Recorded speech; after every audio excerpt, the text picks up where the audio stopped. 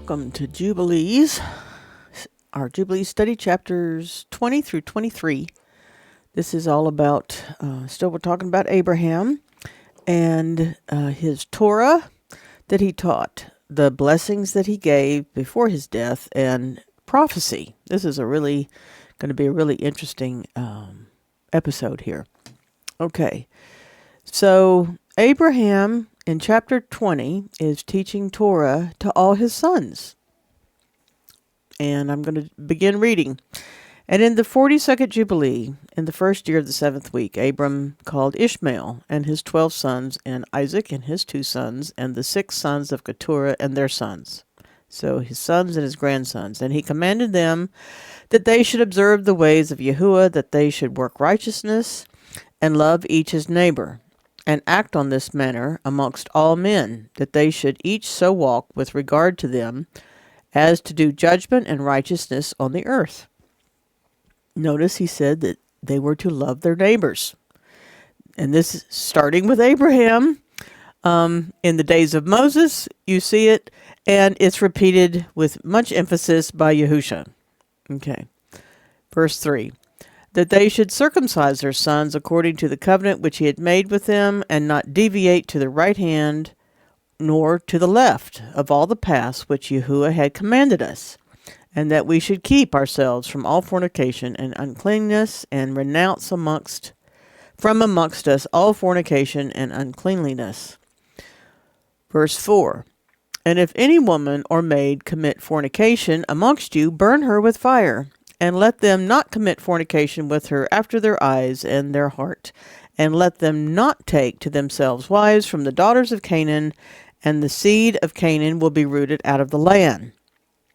5. And he told them of the judgment of the giants and the judgment of the Sodomites, how they had been judged on account of their wickedness, and had died on account of their fornication and uncleanness and mutual corruption through fornication.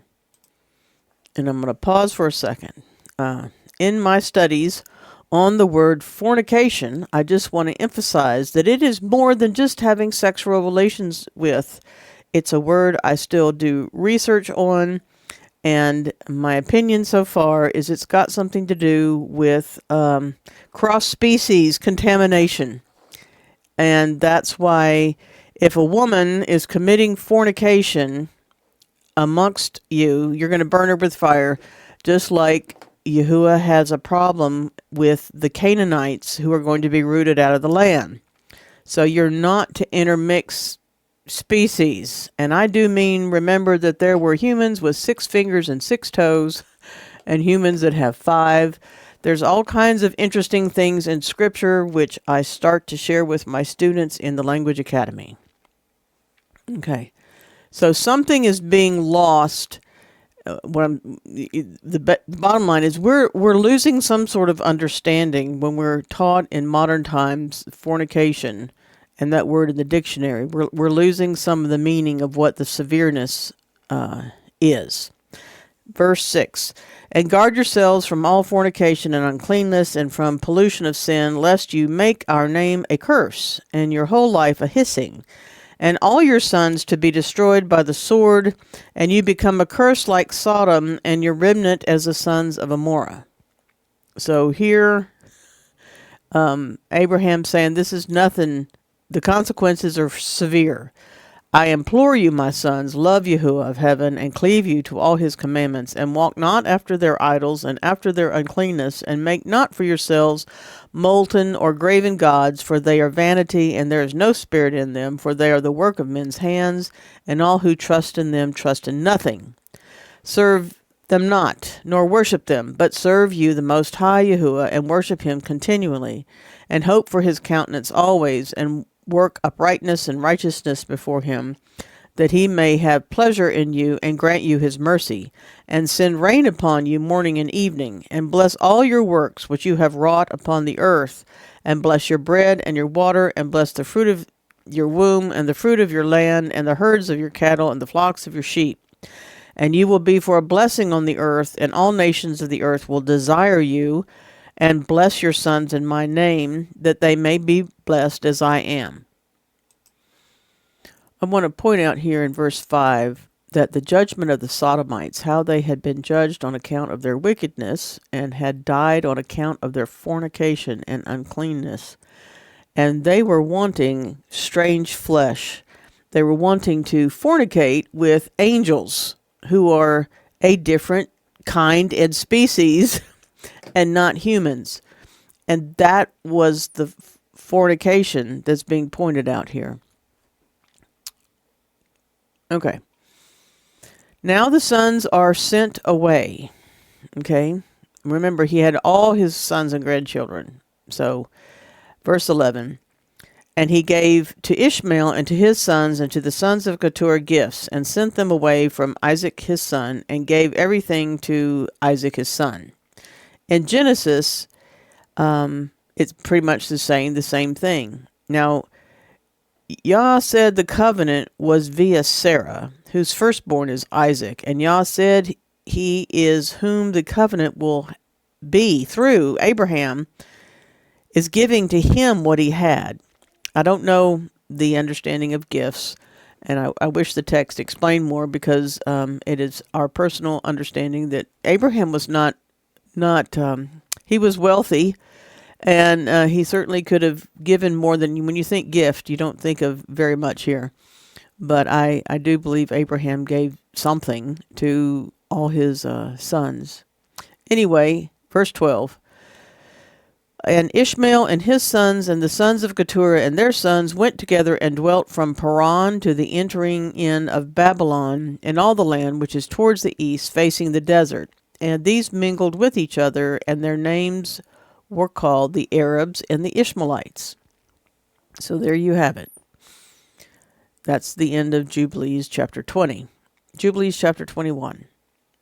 Now, this entire section of Abraham's teaching Torah to Isaac is missing. It's just not in Genesis.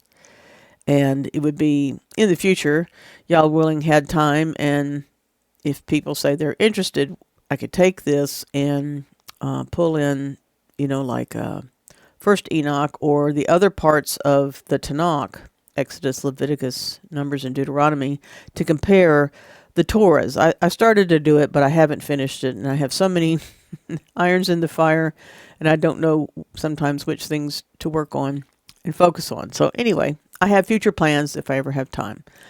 Jubilees chapter 21, verse 6. And in the 6th year of the 7th week of this Jubilee, Abraham called Isaac his son and commanded him, saying, so this is 6, I don't know, the translator has a question mark. Charles put a question mark here of which year it was, but let's say approximately a while later. This wasn't like he sent everybody else off and then boom, said this to Isaac. What he's about to say to Isaac is going to happen very much closer to when he passes away. He says, I am become old. I know not the day of my death, and am full of my days. And behold, I am 175 years old, and throughout all the days of my life I have remembered Yahuwah, and sought with all my heart to do his will, and to walk uprightly in all his ways. My soul has hated idols, and I have given my heart and spirit that I might observe and do the will of him who created me. For he is the living Yahuwah, and he is Kodesh and faithful, and he is righteous beyond all, and there is with him no accepting of men's persons, and no accepting of gifts, for Yahuwah is righteous and executes judgment on all those who transgress his commandments and despise his covenant. And do you, my son, observe his commandments and his ordinances and his judgments, and walk not after the abominations, after the graven images, and after the molten images. Now realize he is referring to commandments, ordinances, and judgments that are not all, I don't believe, going to be explained all out here. It's like he's not going to list them like you get in Leviticus, okay? But he's going to give a lot of Torah that you're familiar with. Okay, so let's keep going. 6, and eat no blood at all of animals or cattle or of any bird which flies in the heaven. And if you do slay a victim as an acceptable shalom offering, that's a peace offering, slay you it, and pour out its blood on the altar, and all the fat of the offering offer on the altar and with fine flour, and the meat mingled with oil, and with its drink offering. Offer them all together on the altar, burnt as a burnt offering. It is a sweet savor before Yahuwah. 8. And you will offer the fat of the sacrifice of thank offerings on the fire, which is upon the altar, and the fat which is on the belly, and all the fat of the inwards, and the 2 kidneys, and all the fat that is upon them, and upon the loins, and liver you shall remove together with the kidneys. And offer all these as a sweet savor acceptable before Yahuwah, with its meat offering and with its drink offering for a sweet savor, the bread of the offering unto Yahuwah. And its meat on that day and on the second day, and let not the sun go down upon it till it is eaten, and let nothing be left over for the third day, for it is not acceptable, for it is not approved, and let it no longer be eaten. And all who eat thereof will bring sin upon themselves, for thus I have found it written in the books of my forefathers, and in the words of Enoch, and in the words of Noah. Now stop. See, that was pretty significant. Abraham is giving Torah to Isaac, and he is saying, I have found these things written in the books of my forefathers, and in the words of Enoch, and in the words of Noah. So, you see, Jubilees really does say things got passed down, and Enoch really did write things for his descendants, and Abraham is saying that this is where this came from, son. Verse 11, and on all your oblations you shall strew. He didn't say, and this is significant, he didn't say, Shem told me. There's nowhere in Jubilees, just so you know, that Abraham has a conversation with Shem. And there's a video. Well, there's several things people need to understand about the dating in the Septuagint, in the original Hebrew Gospel, versus the Masoretic text. The dating is different. And Shem would not have been alive to teach Abraham this stuff. In the Book of Jubilees, Abraham says the books were passed down. And you'll remember that Abraham was taught how to read, and he read the books of his forefathers when he first became a part of Yahuwah's family and cried out for deliverance. That's the beginning of his journey. Verse 11, and on all your oblations you shall strew salt, and let not the salt of the covenant be lacking in all your oblations before Yahuwah. And on all your 12, and as regards the wood of the sacrifices, beware lest you bring other wood for the altar in addition to these. So these are the only things acceptable: cypress, bay, almond, fir, pine, cedar, savin, fig, olive, myrrh, laurel, and aspathalus. 13.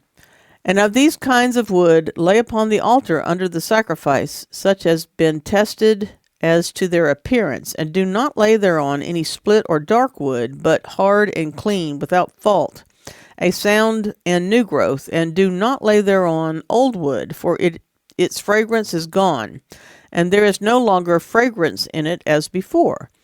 Besides these kinds of wood, there is none other than you shall place on the altar, for the fragrance is dispersed, and the smell of its fragrance does not go up to heaven. 15. Observe this commandment, and do it, my son, that you may be upright in all your deeds. 16. And at all times be clean in your body, and wash yourself with water before you approach to offer on the altar, and wash your hands and your feet before you draw near to the altar, and when you are done sacrificing, wash again your hands and your feet. And let no blood appear upon you, nor upon your clothes. Be on guard, my son, against blood. Be on your guard exceedingly. Cover it with dust, and do not eat any blood, for it is the soul. Eat no blood whatsoever. And take no gifts for the blood of man, lest it be shed with impunity without judgment. For it is the blood that is shed that causes the earth to sin, and the earth cannot be cleansed from the blood of man, save the blood of him who shed it. 20. And take no present or gift of the blood of man, blood for blood, that you may be accepted before the Almighty, the Most High Yahuwah, for he is the defense of the good. and that you may be preserved from all evil, that he may save you from every kind of death. I thought that was interesting. Every kind of death. 21. I see you, my son, that all the works of the children of men I see, my son, that all the works of the children of men are sin and wickedness. Remember, Abram came from a very fallen world, and all their deeds are uncleanliness and an abomination and a pollution, and there is no righteousness with them. Beware lest you walk in their ways and tread in their paths. We are to walk after the way Yahushua walked. And continuing, verse 22, and a sin unto death before El Elyon Yahuwah, the Most High Yahuwah. Now, I was reminded of 1 John 5:16, where it says, if any man see his brother sin a sin which is not unto death, he shall ask, and he shall give him life for them that sin not unto death. There is a sin unto death. I do not say that he shall pray for it. So that's the only other place. If you know of another place in Scripture, put it in the comments. But this is the only place I know of where it talks about a sin unto death.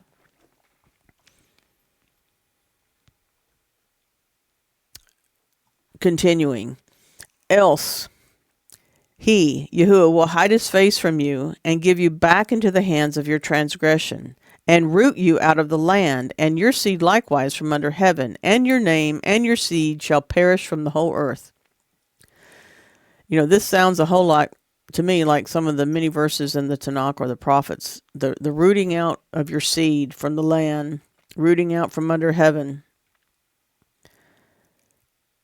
We just discussed in our, I think it was in our Sabbath group last Sabbath, the fear of Yahuwah. And how sometimes people don't get the fear part. They just want to say reverence, which is obviously true as well.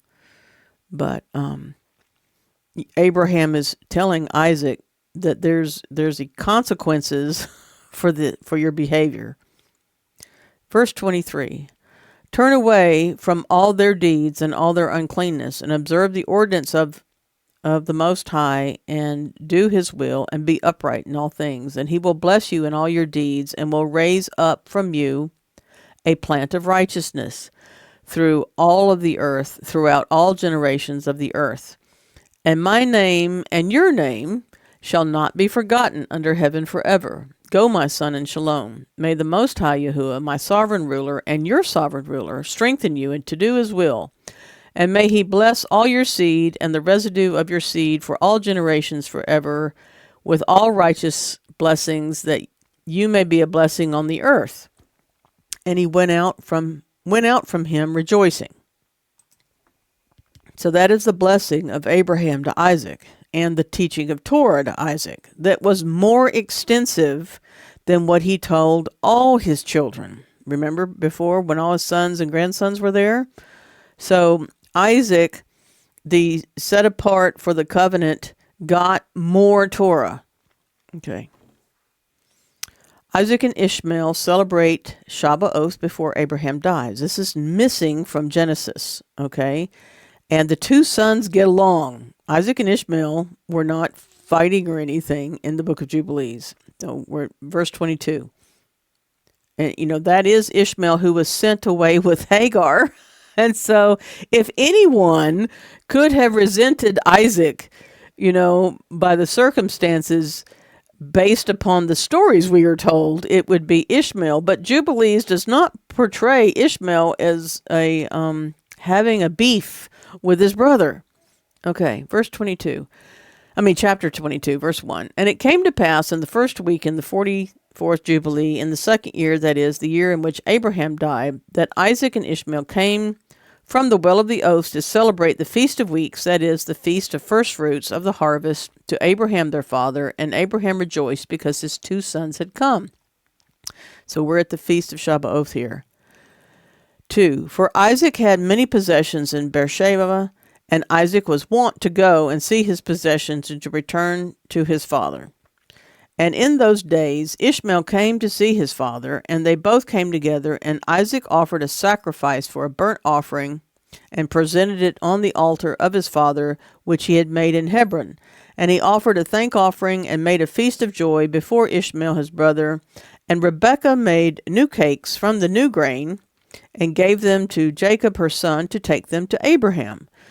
So it's the time of the wheat harvest, and Rebekah is making cakes to take to Abraham for the first fruits of the land, that he might eat and bless the Creator of all things before he died. And Isaac too, sent by the hand of Jacob. So Jacob goes to see Abraham. He was sent. Okay, verse 5. And Isaac too, sent by the hand of Jacob to Abraham a best thank offering, that he might eat and drink. So they bring offerings of the celebration to Abraham.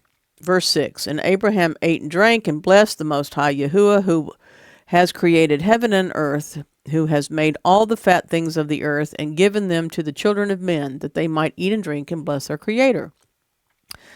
Verse 7. And now I give thanks unto you, my sovereign ruler, because you have caused me to see this day. And behold, I am 175 years old, an old man, full of days, and my days have been unto me shalom. The sword of the adversary has not overcome me in all that you have given me, and my children all the days of my life until this day. My sovereign ruler, may your mercy and your shalom be upon your servant and upon the seed of his sons, and they may be to you a chosen nation and an inheritance from among all the nations of the earth, from henceforth unto the days of the generations of the earth, unto all the ages. Chosen nation, inheritance from among all the nations. This is language you see later on in the Tanakh and even in the New Testament. Now, Abraham is going to bless Jacob. See, Jacob brought him things, and we just heard like a prayer from Abraham. Verse 10, and he called Jacob and said, my son Jacob, may Yahuwah the sovereign ruler of all bless you and strengthen you to do righteousness and his will before him. And may you choose you and your seed, that you may become a people for his inheritance according to his will always. And do you, my son Jacob, draw near and kiss me? And he drew near and kissed him, and he said, blessed be my son Jacob, and all the sons of Yahuwah Most High, unto all the ages may Yahuwah give you a seed of righteousness, and some of your sons may he sanctify in the midst of the whole earth. May nations serve you, and all the nations bow themselves before your seed. This is some interesting language, I think we can discuss Monday night.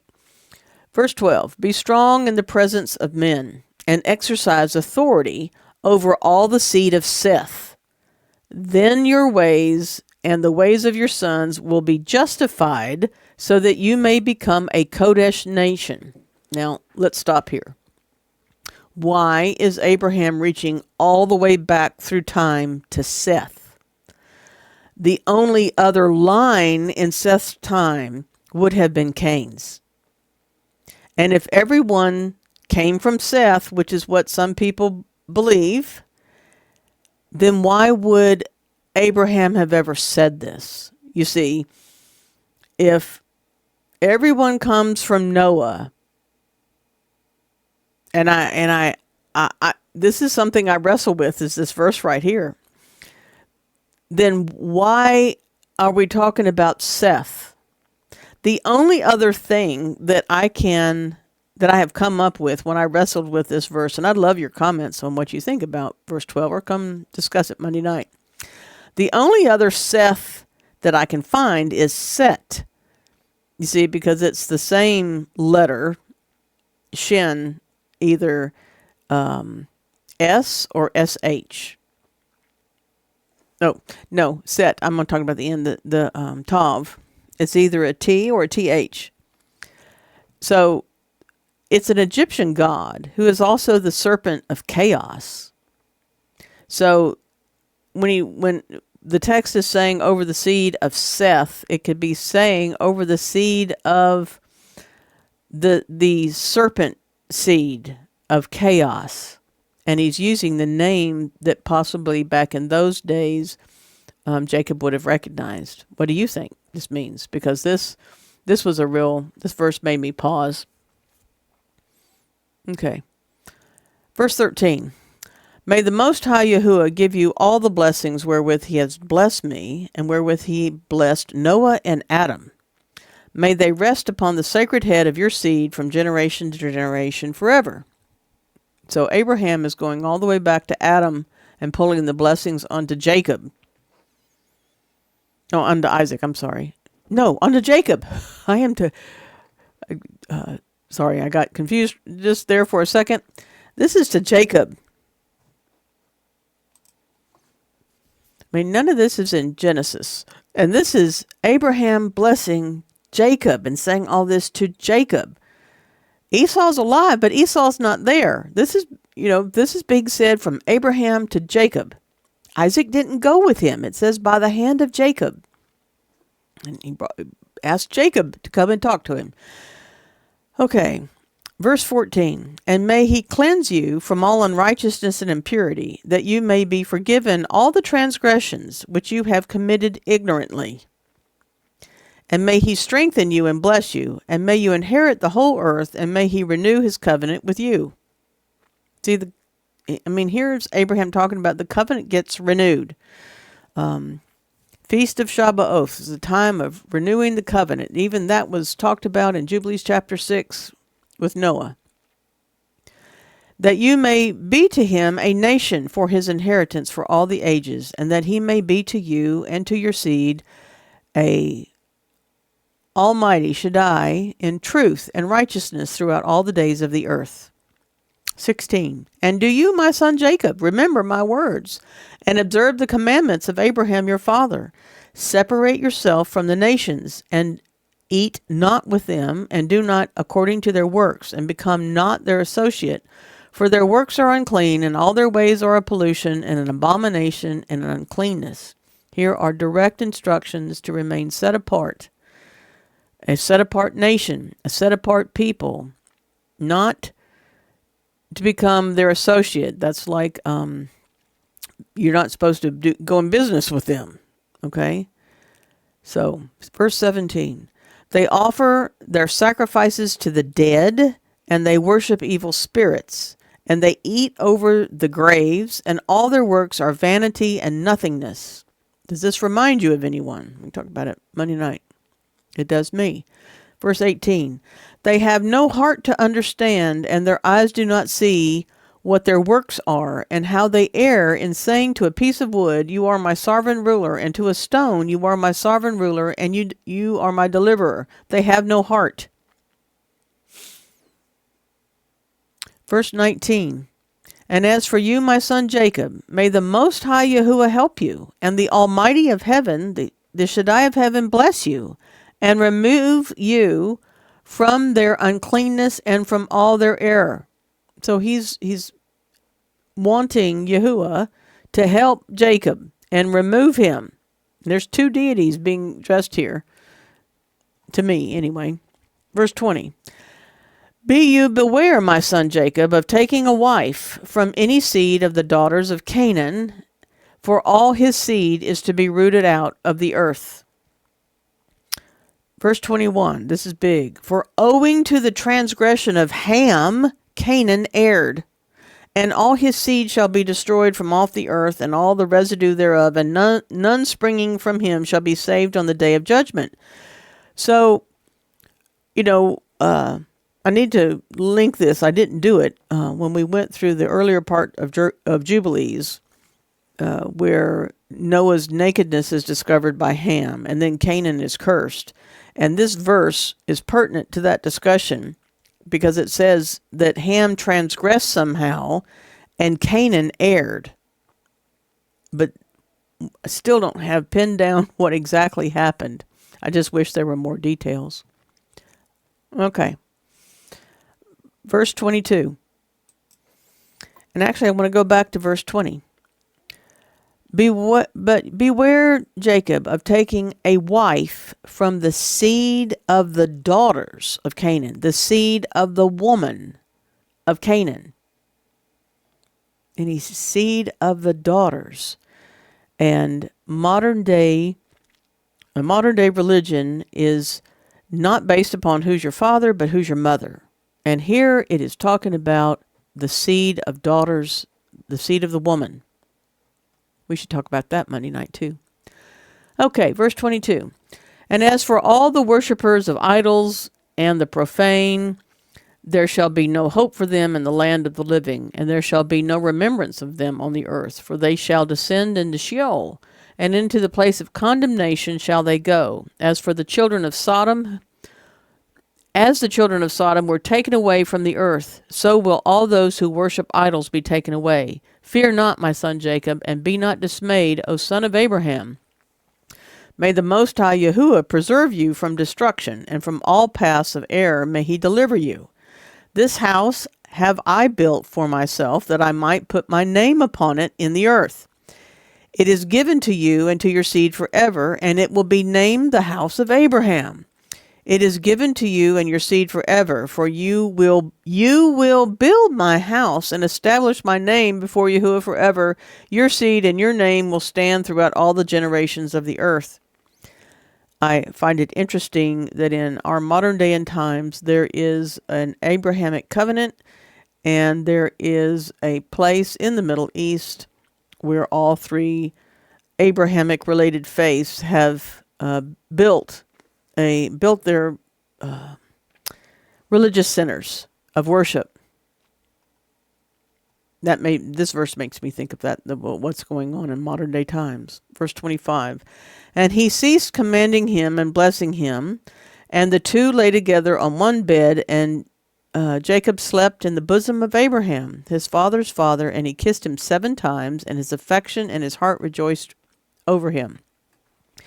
And he blessed him with all his heart and said, The Most High Yahuwah, the sovereign ruler of all, and the creator of all, who brought me forth from Ur of the Chaldees, that he might give me this land to inherit it forever, and that I might establish a Kodesh seed, blessed be the Most High forever. And he blessed Jacob and said, My son, over whom all my heart and my affection I rejoice.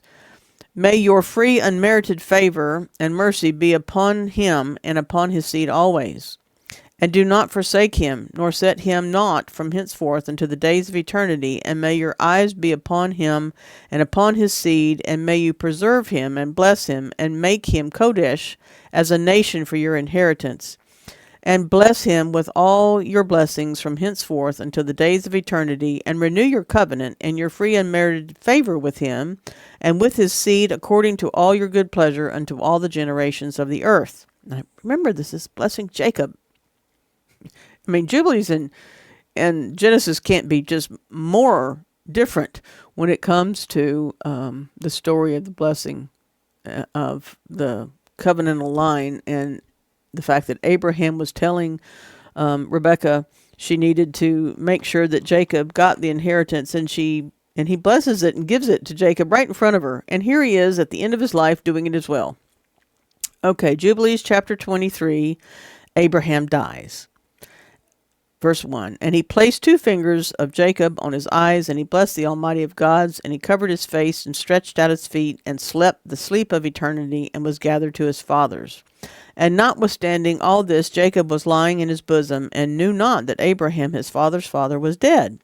And Jacob awoke from his sleep, and behold, Abraham was cold as ice, and he said, Father, Father, but there was none that spoke, and he knew that he was dead. And he arose from his bosom, and ran and told Rebekah his mother, and Rebekah went to Isaac in the night and told him. So this is again confirming that Isaac didn't go to see Abraham with Jacob. Rebekah's got to go travel to where he is in the night to tell him. And they went together, and Jacob with them, and a lamp was in his hand. And when they had gone in, they found Abraham lying dead.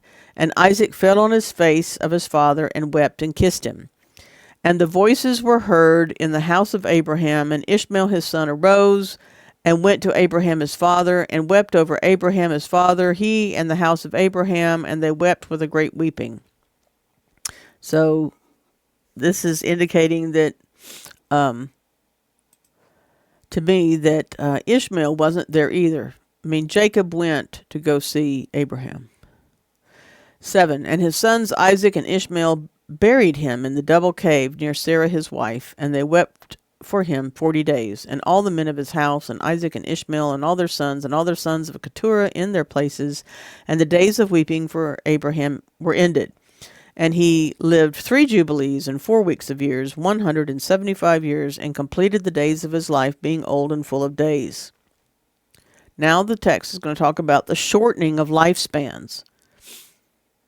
For the days of the forefathers of their life were 19 jubilees, and after the flood they began to grow less than 19 jubilees, and to decrease in jubilees, and to grow old quickly, and to be full of their days by reason of manifold tribulation and the wickedness of their ways, with the exception of Abraham.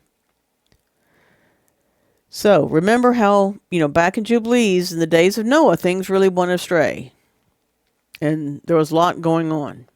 10. For Abraham was perfect in all his deeds with Yahuwah, and well-pleasing in righteousness all the days of his life. And behold, he did not complete 4 jubilees in his life, when he had grown old by reason of the wickedness, and was full of his days. So even the days of Abraham's life are being shortened because of the wickedness around him. Not anything that he did, just the times that he was living in. And we don't,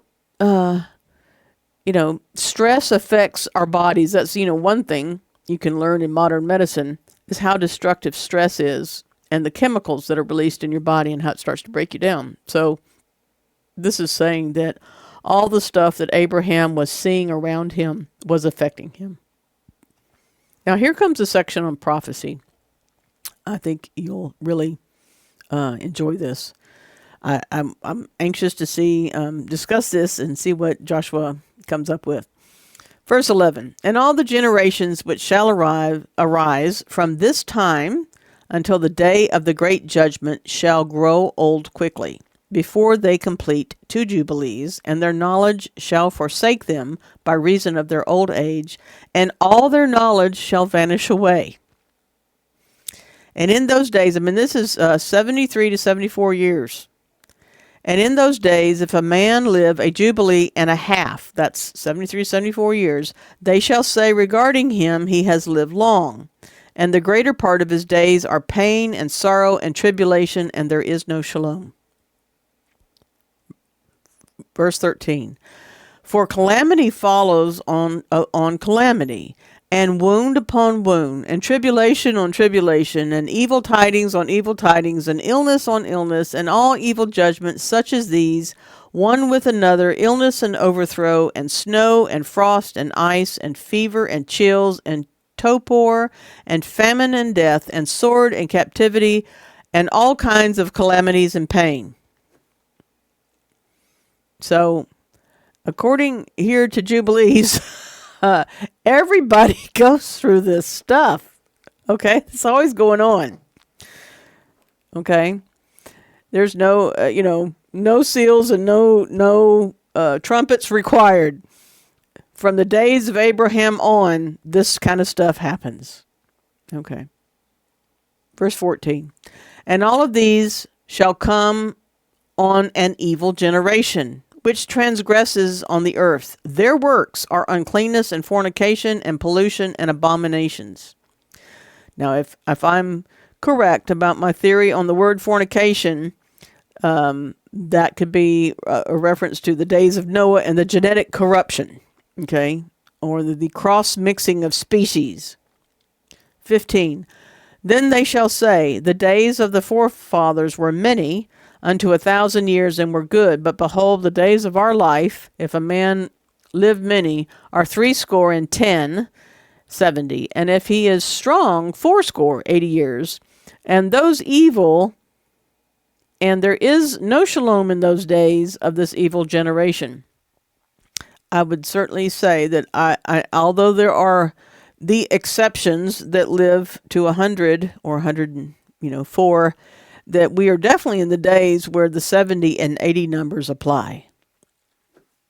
And there is much of the evil things going on. Verse 16. And in that generation the sons shall convict their fathers and their elders of sin and unrighteousness and the words of their mouth and the great wickedness which they perpetrate, and concerning their forsaking the covenant which Yahuwah made between them and him, that they should observe and do all his commandments and his ordinances and all his Torah, without departing either to the right or to the left. And this will be a very interesting discussion that we can have on this verse too. Verse 17. For all have done evil, and every mouth speaks iniquity, and all their works are an uncleanness and an abomination, and all their ways are pollution, uncleanness, and destruction. Behold, the earth shall be destroyed on account of their works, and there shall be no seed of the vine and no oil, for their works are altogether faithless. And they shall all perish together, beasts and cattle and birds and all the fish of the sea, on account of the children of men. That's pretty big. That sounds like, the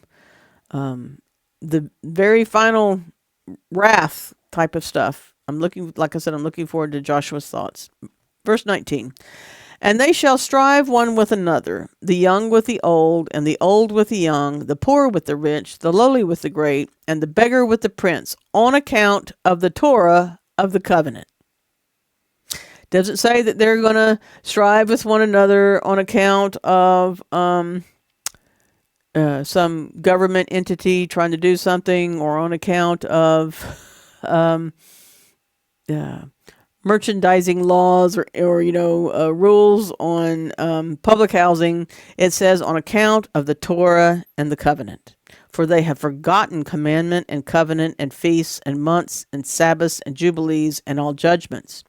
This final part of this verse reminds me of Jubilees chapter 6. It's almost word for word at the end of Jubilees chapter 6. So ponder that.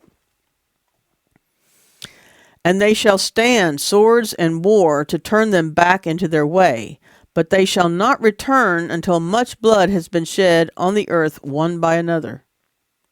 So there will be a battle. And those who have escaped shall not return from their wickedness to the way of righteousness, but they shall all exalt themselves to deceit and wealth, that they may each take all that is in his neighbor's. And they shall name the great name of Yahuwah, but shall not in truth and not in righteousness. And they shall defile the Kodesh of HaKodeshim with their uncleanness and their corruption and pollution. Now, every man taking what is his neighbor's really sounds familiar these days with the you will be happy and own nothing, which means somebody has taken ownership away from you of things, but you're supposed to be happy. Because there's a lot of that kind of thing afoot these days. And they're going to name the great name, and not in truth and not in righteousness. We should talk about this Monday night. Verse 22. And a great punishment shall befall the deeds of this generation from Yahuwah, and he will give them over to the sword, and to judgment, and to captivity, and to be plundered, and to be devoured. Judgment, punishment. And he will wake up against them the sinners of the Gentiles. Wake up against them who have neither mercy nor compassion, and who shall respect the person of none, neither old nor young nor anyone, for they are more wicked and strong to do evil than all the children of men. And they shall use violence against Yasharel, and transgression against Jacob, and much blood shall be shed upon the earth, and there shall be none to gather and none to bury. Now, I know the none to bury and gather is in some of the other prophecies. But this is an icy coldness, and just ask yourself who in today's world has zero compassion about people, neither young nor old. Who's the most wicked? Who's using violence? Okay. 24. And in those days they shall cry aloud and call and pray that they may be saved from the hand of the sinners, the Gentiles, but none shall be saved. Now in context, this would be regarding Isaac's children, versus the rest of the nations. 25. And the heads of the children shall be white with gray hair, and a child of 3 weeks shall appear like an old man of 100 years, and their stature shall be destroyed by tribulation and oppression. Put some comments if you've ever heard of this happening in our modern times, or you want to look this up. This would be an interesting little rabbit hole right here, verse 25. Okay, now there's a recovery. Righteousness is going to grow. 26. And in those days, the children shall begin to study the laws and to seek the commandments and to return to the paths of righteousness. Do you think that's happening today? Put it in the comments. Come speak on Monday night. 27. And the days shall begin to grow many and increase amongst the children of men till their days draw nigh to 1,000 years. And to a greater number of years than before was the number of days. So this prophecy is saying that it's a gradually a lengthening of years returns as people go back to studying the Torah and seek the commandments and return to the paths of righteousness. And there shall be no old man, nor one who is satisfied with his days, for all shall be as children and youths. And in all their days they shall complete and live in shalom and in joy, and there shall be no Satan nor evil destroyer, for all their days shall be blessing and healing.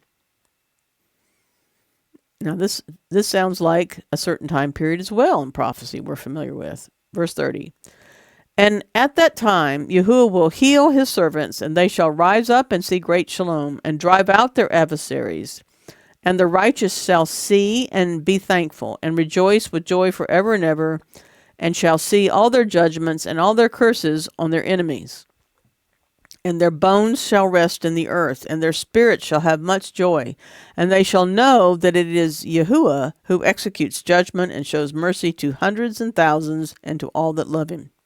Verse 32. And do you, Moses, write down these words, for thus they are written, and they are recorded on the heavenly tablets as a testimony for the generations forever.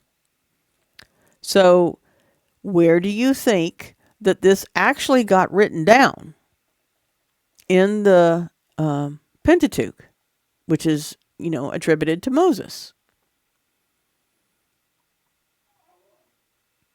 And that is the end of this chapter.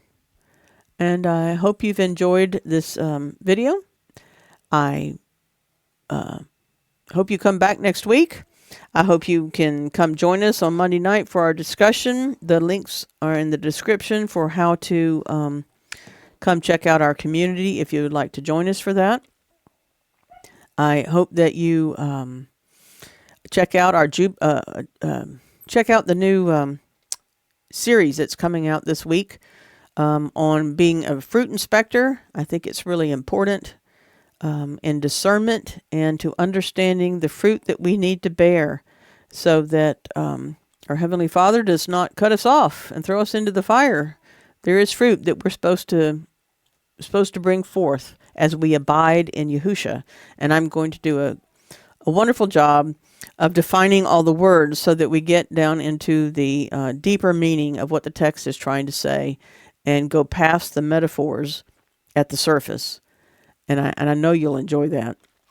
I also have a new discernment training course. It's free for those people who are in our community, as these are times that we live in when much discernment is needed to understand counterfeits and to have your ears sharpened for listening to all the fake and phony voices that are proliferating.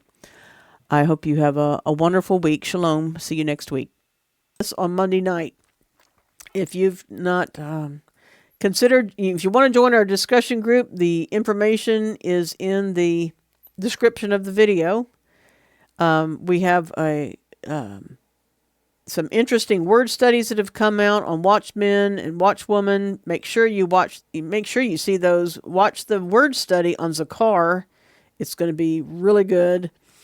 and just add to that and help cement your understanding of Jubilees and what these words are meaning and who the people are. I hope you've enjoyed that. Please like. Please leave a comment. It really helps YouTube to promote the videos, and I look forward to speaking to you Monday night or seeing you next week for the next set of chapters. Shalom.